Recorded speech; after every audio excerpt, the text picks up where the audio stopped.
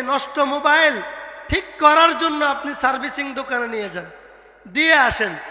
আপনি তো সেখান থেকে সিম কার্ড নিয়ে আসেন, সেখান থেকে আপনার মোবাইলের অ্যাক্সেস, আপনার ফেসবুকের অ্যাক্সেস, আপনার হোয়াটসঅ্যাপের অ্যাক্সেস, আপনার যত ডাটা আছে সব ডাটার অ্যাক্সেস সে নিয়ে নেয়। আপনি জানেন না, আপনি তো ভাবছেন আপনার সার্ভিসিং করতে দিছেন, আপনার সব নিয়ে নেয়। আপনার গ্যালারিতে থাকা আপনার পার্সোনাল ছবি সে নিয়ে নেয় তার কাছে। যার কাছ থেকে আপনি মোবাইল সার্ভিসিং করাচ্ছেন সে যদি তার যদি মতলব খারাপ হয়, আপনার প্রতি যদি তার টার্গেট থাকে, আসতেন যাচ্ছেন, টার্গেট হয়ে গেলে আপনি ফাঁদে পড়ে যাবেন। এরকম ঘটনা শুধু একটা বলি, একটা ঘটনা ঘটেছে আমাদের এই বেগমগঞ্জে। স্বামী বিদেশ, মহিলা তার মোবাইল সার্ভিসিংয়ে দিয়ে গেছে সার্ভিসিং দোকানে। তার মোবাইলের গ্যালারিতে তার নিজস্ব অনেক ছবি ছিল। ওই যুবক যে সার্ভিসার ছিল, ছিল মেকার ছিল, এই ডাটাগুলো সব সে নিয়ে নিছে। বিল্লাহি মিনাশ শাইতানির রাজিম, বিসমিল্লাহির রহমানির রহিম। لتجدن أشد الناس عداوة للذين آمنوا اليهود والذين أشركوا ولتجدن أقربهم مودة للذين آمنوا الذين قالوا إنا نصارى ذلك بأن منهم قسيسين ورهبانا وأنهم لا يستكبرون. وقال تعالى في مقام آخر ولا تقربوا الزنا إنه كان فاحشة وساء سبيلا. صدق الله العظيم. قال النبي صلى الله عليه وسلم الغناء رقية الزنا أو كما قال النبي عليه الصلاة والسلام. سبحانك لا علم لنا إلا ما علمتنا إنك أنت العليم الحكيم. رب زدني علما رب اشرح لي صدري ويسر لي أمري واحلل عقدة من لساني يفقه قولي. জামিয়া ফাতেমা রাদিয়াল্লাহু তাআলা আনহা মহিলা মাদ্রাসা কর্তৃক আয়োজিত আজকের এই মহতী মাহফিলের সম্মানিত সভাপতি, উপস্থিত উলামায়ে কেরাম, মুরব্বিয়ানে আযম, দিন দরদি, অভিভাবক এবং আমাদের শিক্ষার্থীবৃন্দ, উলামায়ে কেরাম আলোচনা করছেন এবং করবেন। আমি বয়ান করব না, ওয়াজ আপনারা শুনবেন আলেমদের থেকে। আমি আমাদের পূর্বের আলোচক যে কথাগুলো বলেছে মাওলানা ইয়াকুব সাহেব, সেই কথাগুলোকে সামনে রেখে কিছু বিষয়ে সতর্কবাণী আমি উচ্চারণ করব আজকে। বিশেষ করে যারা অভিভাবক আছেন, অভিভাবিকা আছেন, আমি সময়ের ফিতনা থেকে বাঁচানোর জন্য নারী যারা বিশেষ করে যুবতী আছেন, মেয়ে আছেন, আমাদের বোনেরা আছেন, তাদের জন্য কিছু সতর্ক বার্তা আমি উচ্চারণ করব। আল্লাহ পাক রব্বুল আলামিন কোরআনে বলেছেন লাতাজিদান্না আশাদ্দান নাস আদাওয়াতাল লিল্লাযিনা আমানুল ইয়াহুদা ওয়াল্লাযিনা আশরাকু। মানুষের জন্য সবচেয়ে বড় দুশমন, সবচেয়ে নিকৃষ্ট দুশমন বা শত্রু হইল ইহুদি এবং মূর্তি পূজারীরা। ইহুদিদেরকে আমরা সচরাচর চোখে না দেখতে পেলেও, কাছে না পেলেও, যারা মূর্তি পূজারী আমাদের এই ভূখণ্ডে তাদের পদচারণা এবং ব্যাপকতা অনেক। আল্লাহ তাআলা যেহেতু মূর্তি পূজারীদেরকে মানুষের জন্য সবচেয়ে নিকৃষ্ট দুশমন বলেছেন, এজন্য প্রথমত যারা মানুষ তাদের জন্য মূর্তি পূজা বিষয়কে ঘৃণা করা বা এই বিষয় থেকে সতর্ক হওয়া উচিত। 2 নম্বরে বিশেষভাবে যারা মুমিন মুমিনা আল্লাহ তাআলার এই বাণী তাদের জন্য বিশেষভাবে প্রযোজ্য।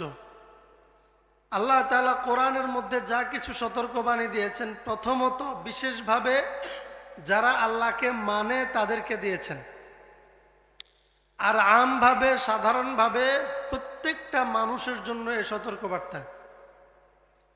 তো আজকে যেহেতু এটা একটা মহিলা মাদ্রাসা, মহিলা মাহফিল, আমাদের অভিভাবিকা যারা আছেন তারা আসবেন, মা বোনেরা আসবেন, আমাদের ছাত্রীরা আছে, শিক্ষিকারা আছে। এই সময়টা সাধারণ কোনো সময় না। আগে কোনো মানুষের সাথে সম্পর্ক জড়ানোর জন্য ঘরের বাইরে যেতে হতো, আগে কোনো ফিতনায় পড়ার জন্য ঘরের বাইরে যেতে হতো। বর্তমান প্রযুক্তির যুগ, গ্লোবালাইজেশনের যুগ, বিশ্বায়নের যুগ। এই বিশ্বায়নের যুগ, গ্লোবালাইজেশনের যুগে প্রযুক্তি আমাদের হাতের মুঠোয় বিশ্বকে এনে দিয়েছে। আমরা যখন নিজের রুমের ভিতরেও কেউ খেয়াল করে যে কোনো ফিতনার সাথে জুটতে, অথবা কোনো দুশ্মন যদি কাউকে আক্রমণ করতে চায়, ঘায়েল করতে চায়, তাহলে সে নিজে অস্ত্র কিনতে হয় না, নিজে অস্ত্র তৈরি করতে হয় না। শুধুমাত্র ব্যবহৃত একটা ডিভাইস, মোবাইলের মাধ্যমে একটা দুশ্মন তার টার্গেটকে আঘাত করতে পারে। ওই টার্গেট যদিও তার চার দেয়ালের ভিতরে থাকে, ঘরের ভিতরে থাকে, ঘরের ভিতরে তার নিজস্ব রুমে সে দরজা বন্ধ করা অবস্থায় থাকে, তবু দুশ্মন তার টার্গেটকে আঘাত করতে পারে। জাল, দুশ্মনের একটা জাল হচ্ছে যে আমাদের হাতের এই মোবাইল ডিভাইসটা। এই জন্য বিশেষ করে এই মোবাইল ডিভাইস থেকে যে সম্প্রদায় বেশি বিপদগ্রস্ত হয়, সেই সম্প্রদায় হচ্ছে নারী সম্প্রদায়। সবচেয়ে বড় বিপদে পড়ে নারীরা, এবং যারা অমুসলিম তাদের প্রধানতম টার্গেট হয় নারীরা, প্রধানতম টার্গেট নারী। প্রসিদ্ধ ঘটনা আপনারা সবাই জানেন, হযরত আদম এবং হাওয়া আলাইহিস সালাতু ওয়াস সালাম যখন জান্নাতে ছিলেন, ইবলিস তাদেরকে জান্নাত থেকে বের করার জন্য যে ষড়যন্ত্রগুলো করেছে, তার ষড়যন্ত্রের প্রধানতম টার্গেট ছিল হযরত হাওয়া আলাইহিস সালাম, নারী টার্গেট। একটা পরিবারের সবচেয়ে দুর্বল পজিশন হচ্ছে নারীর পজিশন। পরিবার তার মেয়ের প্রতি দুর্বল থাকে, ভাইরা তার বোনের প্রতি দুর্বল থাকে, স্বামী তার স্ত্রীর প্রতি দুর্বল থাকে। আল্লাহ তাআলা নারীকে এমনভাবে তৈরি করেছেন, সকলের দুর্বলের জায়গা বানিয়েছেন। এই জন্য কোনো পরিবারে যখন নারী সবল হয়, নারী নিরাপদ হয়, নারী সুস্থ হয়, ওই পরিবারের সবাই নিশ্চিন্ত থাকে, সুখে থাকে। আর যখন কোনো পরিবারের, কোনো সমাজের, কোনো গোষ্ঠীর নারীরা অরক্ষিত থাকে, নির্যাতিত থাকে, তখন ওই সম্প্রদায়ের, ওই পরিবারের সকলেই চিন্তিত থাকে, পেরেশানিতে থাকে সবচেয়ে বেশি, এবং অশান্ত হয়ে যায়। পৃথিবীতে যোগে যোগে আমরা ইতিহাস ঘাটলে দেখি, যখনই কোনো একটা ঘরকে, কোনো একটা রাষ্ট্রকে বিরান করার জন্য, পরাজয় করার জন্য কোনো শত্রুপক্ষ টার্গেট করেছে, তখন শত্রুপক্ষ ডাইরেক্ট তার শত্রুকে টার্গেট না করে ওই শত্রুর ঘরের নারীকে টার্গেট করেছে। নারীকে টার্গেট করার মাধ্যমে যে কোনো পরিবার নয়, শুধু যোগে যোগে বহু রাষ্ট্রকে তলানিতে নিয়ে গেছে, বহু রাজাকে রাজত্ব থেকে হাট করা পড়িয়েছে এই নারীর জায়গা থেকে। এই জন্য মুসলিম নারীদেরকে টার্গেট করেছে এক শ্রেণীর মুশরিকেরা, যারা বাংলাদেশে স্বাভাবিকভাবে ইসকনের সদস্য নামে পরিচিত, ভারতবর্ষে আরএসএস এর সদস্য নামে পরিচিত। তাদের টার্গেট মুসলমানদের সাথে লড়াইয়ে জিততে হলে মুসলমানদের নারীদেরকে আক্রমণ করতে হবে, কাবু করতে হবে। মুসলমান নারীদেরকে কাবু করে তাদের ইজ্জত নষ্ট করে, পবিত্রতা নষ্ট করে, প্রথমত মুসলমানদের পারিবারিক পবিত্রতা নষ্ট করতে হবে। যখনই মুসলমানদের নারীরা অমুসলিম যারা মুসলমানদেরকে টার্গেট করছে, দুশ্মনী করছে, মুসলমানদেরকে, ইসলামকে পরাজিত করতে চাইছে, মুসলিম ভূখণ্ডকে দখল করতে চাইছে, সেই মানুষগুলো সরাসরি মুসলমান পুরুষদের সাথে লড়াইয়ে টিকতে না পেরে তারা নারীদেরকে টার্গেট করেছে।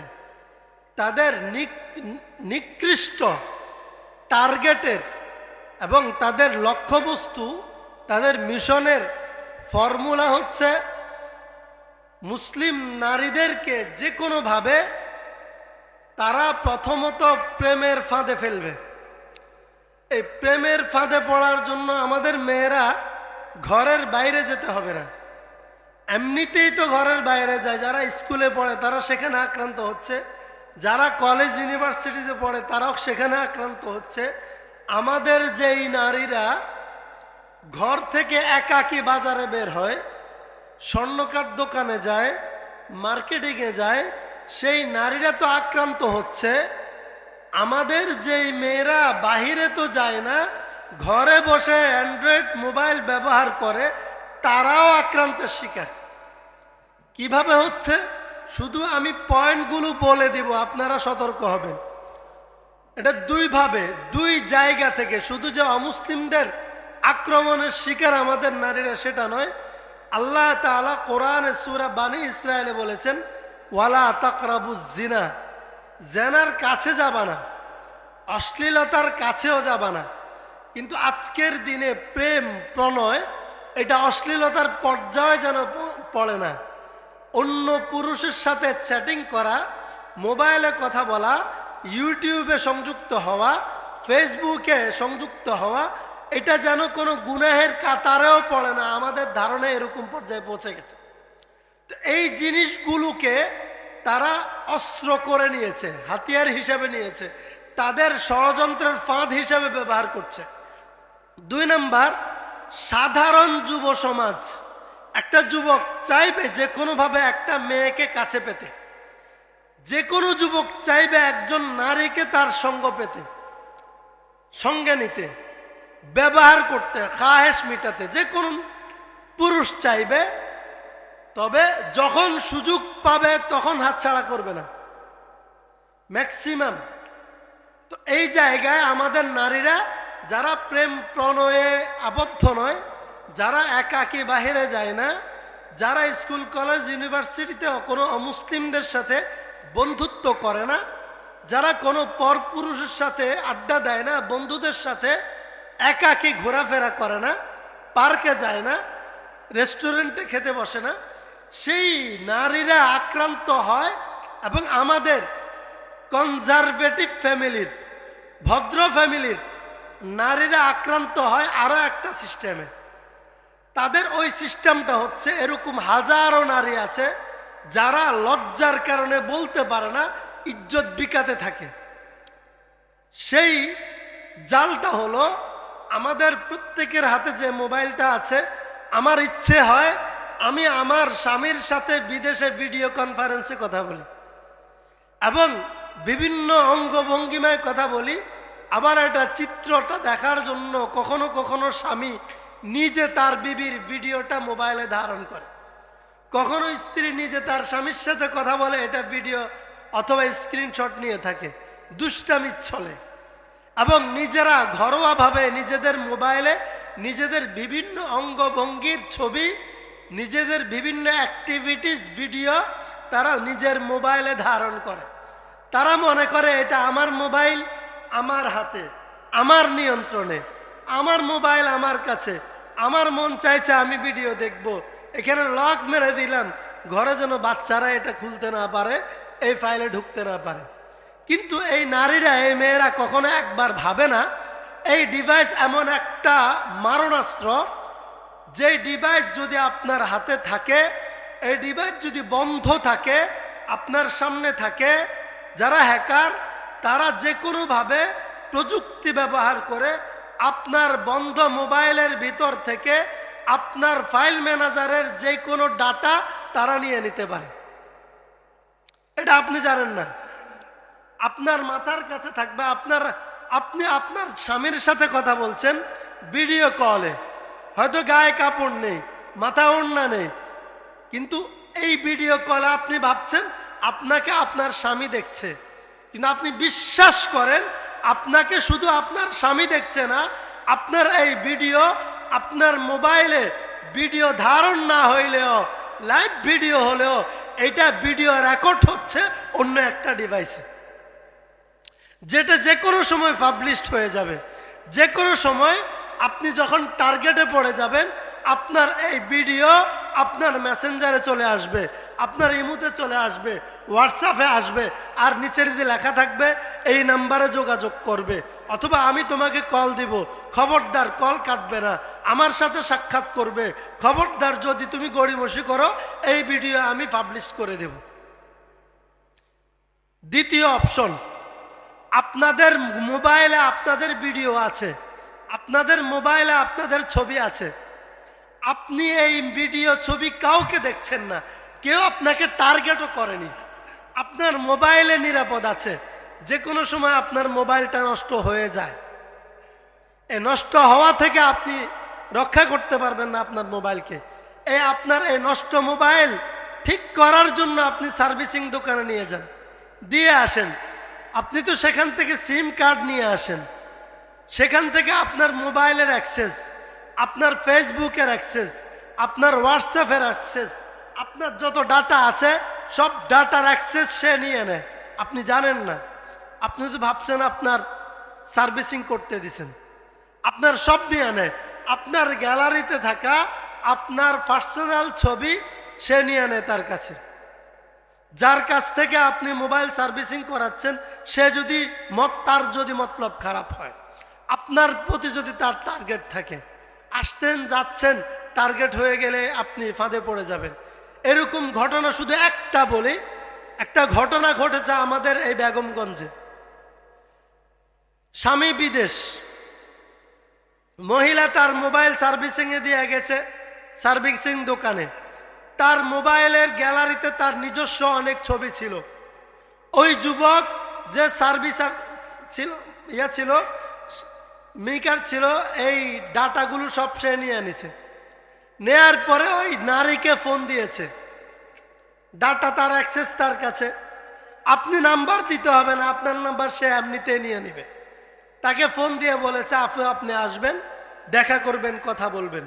প্রথমে কথা বলছে, খোঁজ খবর নিচ্ছে, ভালো মানুষ, আপনিও ভাবছেন আপনার সাথে তো পরিচিত, কোনো খারাপ সম্পর্ক নেই, সেও ভাবছে যে আপনি তার ভাবি, তার আপু, এটা ভাবছে, কিন্তু ভিতরে অন্যটা।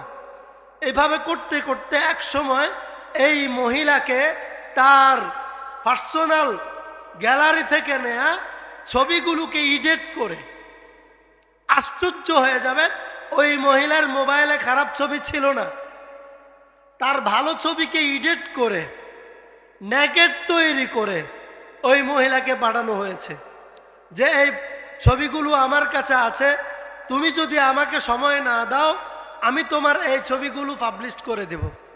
এই মহিলার স্বামী বিদেশ, সে কিছুই বলতে পারে না, কাউকে কিছুই বলতে পারে না, নিজেও কিছু করতে পারে না। ফাঁদে পড়ে নিজের ইজ্জত দিতে দিতে দিতে দিতে এক পর্যন্ত সে আর ধরে রাখতে না পেরে তখন প্রকাশ করেছে। সেই পর্যন্ত তার ইজ্জত আর বাকি নেই। একজন মানুষের কাছে তার জীবন যেরকম মূল্যবান, তার ইজ্জত তার কাছে তার চেয়েও বেশি মূল্যবান। যদি আপনি ফাঁদে পড়ে দেন তাও তো জানা, তাও তো ধর্ষণ। একজন মানুষ যখন বেঈমান হয় সে মৃত্যুর পরে জাহান্নামের আগুনে পড়ে, আর যখন কেউ ইজ্জত হারায় তখন সে দুনিয়ার জীবিত থাকা অবস্থায় জাহান্নামের যন্ত্রণায় ভোগে। কেউ যখন ইজ্জত হারায়, কেউ যখন সম্ভ্রম হারায়, তখন সে একা ভোগে না, তার পরিবার ভোগে। আর এই ভুক্তভোগী যখন কোনো অমুসলিম, কোনো মুশরিক, কোনো ইস্কনের সদস্যের ফাঁদে পড়ে, তাহলে তার জীবনও যায়, যৌবনও যায়, ইজ্জতও যায়, তার পরিবারও যায়, তার সব যায়। সে না বাঁচতে পারে না মরতে পারে। শেষ কথাটা বলছি, কিভাবে আপনারা ফাঁদে পড়েন, আপনাদের মেয়েরা ফাঁদে পড়ে, সবাই বয়ান করবে, আমি আপনাদেরকে সতর্কতা করছি, সতর্ক বার্তা দিচ্ছি। যখন কোনো অমুসলিম আপনার মেয়েকে, তারা বোরখা পরা মেয়েকে, মাদ্রাসায় পড়া মেয়েকে, কনজারভেটিভ ফ্যামিলির মেয়েকে টার্গেট করে, কেন? এদের পবিত্রতা আগে নষ্ট করতে হবে। কারণ যারা ধর্ম যত মানে, মুশরিকদের সবচেয়ে বড় দুশ্মন তারা। তো তাদেরকে তারা টার্গেট করে, মেসেঞ্জারে নক করবে, সরাসরি সাক্ষাৎ করবে, যে কোনোভাবে সে আপনাদেরকে বুঝাবে যে সে ইসলামকে খুব পছন্দ করে, ইসলাম ধর্ম তার খুব পছন্দের, আজান শুনতে তার ভালো লাগে, কোরআন তেলাওয়াত তার ভালো লাগে, সেই ইসলাম সম্পর্কে জানতে চাইবে আপনাদের মেয়েদের কাছে, আপনাদের কাছে, আপনাদের বোনদের কাছে। আপনি হয়তো ভাববেন এই ছেলেটা তো খুব ভালো, হিন্দু হইলে কি হয়েছে, সে তো ইসলামকে ভালোবাসে, ইসলাম জানতে চায়, তাকে ইসলাম সম্পর্কে দুইটা কথা বলি। তা আপনি বলবেন, আপনি তাকে এটা বলবেন না যে তুমি তাইলে আমাদের মসজিদের ইমাম সাহেবের কাছে যাও, আমার চেয়ে তিনি ভালো জানেন।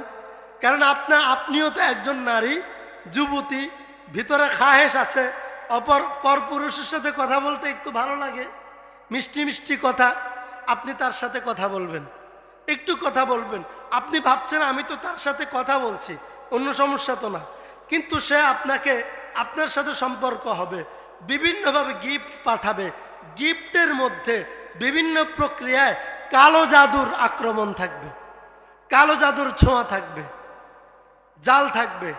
আপনার মেয়ে কালো জাদুতে আক্রান্ত হবে, তার প্রতি দুর্বল হবে, তার সাথে ডেটিং করতে যাবে, দেখা করতে যাবে, এই দেখা করতে যাওয়াটাকে সে ভিডিও ধারণ করবে গোপন ক্যামেরায়, হোস্টেলে খেতে যাবে সেটা ভিডিও ধারণ করবে, একান্তে বসবে ভিডিও ধারণ করবে, এগুলোকে দেখিয়ে দেখিয়ে ব্ল্যাকমেল করবে। দ্বিতীয় পর্যায়ে ব্ল্যাকমেল করে একান্তে মিলিত হবে।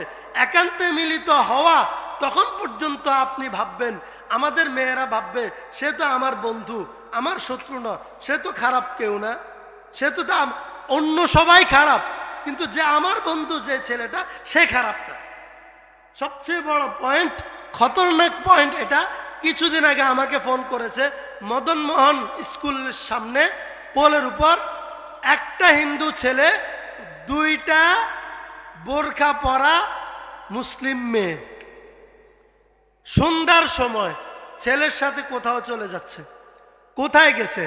পরবর্তীতে কান্না করবে। এর আগে তারা বলে সব ছেলে খারাপ, সব প্রেমিক খারাপ, সব হিন্দু খারাপ, কিন্তু আমার বন্ধু যে ছেলেটা সেটা কিন্তু খারাপ না, সেটা ভালো, সে আমার প্রতি খুব কেয়ারিং, সে সাথে আপনাকে নামাজের জন্য তুলে দিবে, সে আপনাকে তাহাজ্জুদ পড়ছেন কিনা জিজ্ঞেস করবে, কোরআন তেলাওয়াত হয়েছে কিনা জিজ্ঞেস করবে, সে আপনাকে বলবে আজকে নামাজ কাজা হয়েছে কিনা। তখন আপনি ভাববেন যে ধর্মীয় দুর্বলতার জায়গা থেকে তার সাথে রিলেশনে লিপ্ত হবেন, সে মুসলমান হয়ে যাবে, মুসলমান পরিচয় ধারণ করবে, এরপরে সে পারিবারিকভাবে হোক, একাকী হোক, যে কোনোভাবে আপনার মেয়েকে বিয়ে করবে অথবা গোপনে বিয়ে করবে, বের করে নিয়ে যাবে, এক সময় গণধর্ষণ করবে। যদি সুযোগ পায় আপনার মেয়েকে, আপনার বোনকে নিয়ে সে ভারতে নিষিদ্ধ পল্লীতে পতিতালয়ে বিক্রি করে দিবে। আন্তর্জাতিক সংস্থার রিপোর্ট হচ্ছে মাত্র 4-5 বছরে 3 লক্ষ, 12 বছর থেকে 13 বছরের 3 লক্ষ নারীকে ভারতের পতিতালয়ে বিক্রি করা হয়েছে, যারা শুধু বাংলাদেশের নারী, বাংলাদেশের মেয়ে। এই জন্য আমি আমার আলোচনা শেষ, এই সতর্ক বার্তাটা দেওয়ার জন্য আমি আজকে বসছি যে নারীরা আছেন, মা বোনেরা আছেন, আপনাদের ঘরেও আছে, আপনাদের প্রতিবেশীও আছে, আত্মীয় স্বজন আছে, মোবাইল ব্যবহারে সতর্ক হবেন। আপনার মেয়েকে স্কুলে পাঠাবেন, কোচিংয়ে পাঠাবেন, আপনি নিজে যাবেন, একা যাবেন, আপনার বউকে পাঠাবেন, আপনার মেয়েকে পাঠাবেন, আপনার বোনকে পাঠাবেন, স্বর্ণকার দোকানে পাঠাবেন তো একা একা, সে ওখানে আফা আর ভাবির সম্পর্ক হবে, একসময় আপনাকে সে কেক দিয়ে নাস্তা করাবে, পানি খাওয়াবে, আপনি পানি খেতে চাইবেন, সে আগ থেকেই পানির মধ্যে জাদু করে রাখবে। আপনি একা টার্গেট না, তার টার্গেট যে কোনো মুসলিম মেয়ে, আপনিও সেই মেয়ে হতে পারেন। আপনি চাইবেন তার কাছে 10 দিন যান, 20 দিন যান, 5 বছর যাতায়াত করেন, তার কাছ থেকে আপনি মাল কিনেন, স্বর্ণ কিনেন, বিভিন্ন রকমের সম্পর্ক, ব্যবসায়িক সম্পর্ক, আপনি তার কাছ থেকে পানি চাইতেই পারেন, ভাই পানি আছে খাওয়ার মতো, সে আপনাকে পানি দিবে খাওয়ার জন্য। সেই পানিটা হচ্ছে কালো জাদু করা পানি। সেই পানিতে আক্রান্ত হবেন, তার প্রতি আপনি দুর্বল হবেন, তার জন্য ঘর থেকে বের হয়ে যাবেন, ধর্ষণের শিকার হবেন, ইজ্জত হারাবেন, জীবন হারাবেন, পরিবার ধ্বংস হবে, আপনার জীবন ধ্বংস হবে, দুনিয়াও ধ্বংস হবে, আখিরাতও ধ্বংস হবে, কাউকে বলতেও পারবেন না। এই জন্য মোবাইল ব্যবহারে সতর্ক, ঘর থেকে নিজে বের হইতে সতর্ক, একাকে বাজার করতে, মার্কেটিং করতে, বিশেষ করে যেই দোকানগুলোতে আপনি জামা কাপড় সিলাইবেন, যেই জায়গাগুলোকে অমুসলিম কারিগর থাকে, সেখানে যেতে সতর্ক। 3 নাম্বার, আপনার পার্সোনাল মোবাইলে আপনার বাচ্চাদেরকে স্কুলে পাঠাতে সতর্ক, নিজে নজরদারি করবেন। মহিলা মাদ্রাসা হোক, মহিলা মাদ্রাসা পাঠাইলেও নজরদারি করবেন। হুজুর বাড়িতে মাদ্রাসায় পাঠাই দিছে, 2 ঘন্টা পরে মাদ্রাসায় আসছে, কেন আসছে 2 ঘন্টা পরে? এই 2 ঘন্টা পথে হিন্দু ছেলের সাথে সে ডেটিংয়ে গেছে, এরকম ঘটনাও আমাদের কাছে আছে। আপনি বাড়ি থেকে মাদ্রাসায় পাঠাইছেন, মাদ্রাসা আসার পথে হিন্দু প্রেমিকের সাথে সে সময় কাটাইলো, 2 ঘন্টা লেটে মাদ্রাসা আসছে, অথবা মাদ্রাসা সময় মতো আসছে, মাদ্রাসা থেকে তখন বের হয়েছে, তখন আপনার বাড়িতে পৌঁছতে 2 ঘন্টা লেট করছে। জিজ্ঞেস করছেন, সে বান্ধবীর সাথে ছিল, বান্ধবী সেটাকে, আপনি তো আপনার মেয়েকে আপনার চেয়েও বেশি বিশ্বাস করেন। এই অতিরিক্ত বিশ্বাসটা আপনার মেয়ের জীবনটা ধ্বংস করে দিচ্ছে, আপনার জীবনটাও, আপনার পরিবার জীবনটাও সব নষ্ট করে দিচ্ছে। এই জন্য এই বিষয়গুলোতে সতর্ক হবেন। এবং সর্বশেষ আবারও বলছি, আপনার পার্সোনাল মোবাইল ডিভাইসে আপনার পার্সোনাল ছবি তোলা, আপনার বাচ্চা কাচ্চা মেয়েদের ছবি তোলা, ছবি সংরক্ষণ করা, আপনার স্বামীর সাথে দেশে হোক বিদেশে ভিডিও কনফারেন্সে কথা বলা, এগুলো থেকে যদি সতর্ক হতে না পারেন, হাজারো নয় লক্ষ আপনার মতো মায়েরা, বোনেরা আক্রান্ত হচ্ছে, আপনিও সেটা হয়ে যেতে পারেন যে কোনো মুহূর্তে। আপনার মেয়েও যে কোনো মুহূর্তে আক্রান্ত হতে পারে, আপনার বোনেও আক্রান্ত হতে পারে।